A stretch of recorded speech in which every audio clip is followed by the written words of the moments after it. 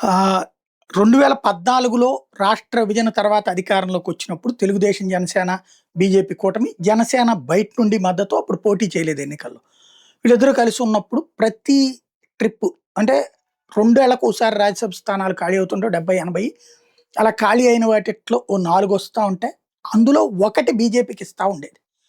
BJP వాళ్ళు అప్పుడు నిర్మలా సీతారామన్ అనిను, లేపోతే ఇంకొకళ్ళు జాతీయ స్థాయి నాయకులకి ఆంధ్రా నుంచి ప్రాతినిధ్యం ఇస్తా ఉండేవాళ్ళు. అప్పుడు జరిగేది అది. ఆంధ్ర వాడైన జీవీఎల్ నరసింహారావుకి ఉత్తరప్రదేశ్ నుంచి ఇచ్చారు. అదే సందర్భంలో ఇక్కడేమో నిర్మలా సీతారామన్‌కి ఒకసారి, తర్వాతన అశ్విని వైష్ణవ్‌కి ఓసారి అట్లిప్పిచ్చారు ఆంధ్ర నుంచి. అది 2014, 19 మధ్యన జరిగినటువంటి సీన్. 19, 24 మధ్యలో వైసీపీ అధికారంలోకొచ్చింది. వైసీపీ గూడా ప్రతి ట్రిప్పు ఒక రాజ్యసభ ఇచ్చింది. మొదటి 2 సార్లు కూడా. అయితే అది డైరెక్ట్‌గా తను తీసుకోకుండా ఏది ఇట్లాగా మంత్రులు, కేంద్ర మంత్రులు కట్ట ఎందుకంటే పొత్తులో లేరు గాబట్టి.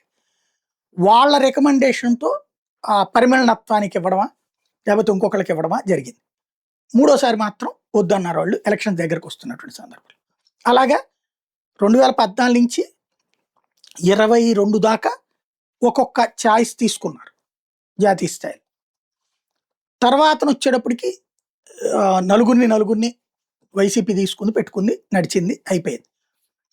అప్పుడే బీసీఎల్‌కి ఇచ్చామన్నటువంటి పాయింట్ తీసుకురావడం గాని, కృష్ణయ్య గారికి, మోపిదేవి గారికి ఈళ్ళందరికి వచ్చినటువంటి సందర్భాలు. అది పక్కన పెడితే 2024లో అధికారంలోకొచ్చాక నలుగురు రాజ్యసభ సభ్యులు అటు విజయసాయిరెడ్డి గావచ్చు, బేదమస్తానరావు గావచ్చు, మోపిదేవి వెంకటరమణ గావచ్చు, తర్వాతన బీసీ కృష్ణయ్య గావచ్చు రాజీనామాలు చేయడం. అప్పుడు అనుకున్న దాంట్లో ఎన్ని ఖాళీ అయితే అన్ని సగం సగమని.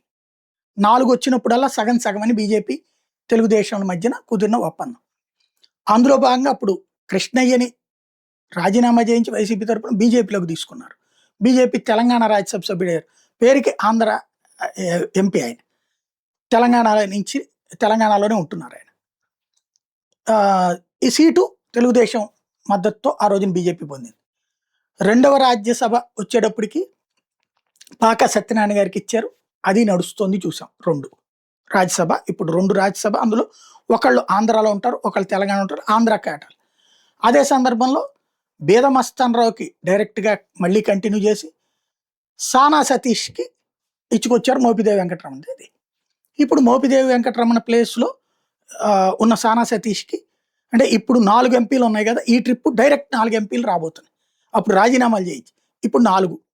ఇప్పుడు సుభాష్ చంద్రబోస్ గారు ఇట్లాంటివి మొత్తం 4 దాకా ఖాళీ అవుతున్నాయి ఉన్నాయి కదా! ఈ పరిమళనత్వానికి ఇవి కూడా ఖాళీ అవుతున్నాయి. ఈ ఖాళీలో 3 బీజేపీ అడిగిందని ఇంతకుముందే మనం మాట్లాడుకున్నాం. దాంతో వీళ్ళు తిప్పలు పడుతున్నారన్నట్టు. ఆ తర్వాతన చంద్రబాబు గారు ఢిల్లీ ఎళ్లారు, లోకేష్ గారు ఢిల్లీ ఎళ్లారు, పవన్ కళ్యాణ్ గారు ఢిల్లీ వెళ్లారు, అమిత్ షాని కలిశారు. అమిత్ షాని కలిసినప్పుడు వేరే వేరే కారణాలు చెప్పినా రాజకీయ కారణం ఉంటది. రాజ్యసభే కారణం అయ్యుండొచ్చును అన్నది నేను ప్రస్తావించాను ఇంతకుముందు చాలా సార్లు. ఇప్పుడు అదే నడిచింది అన్నట్టు కనబడుతోంది.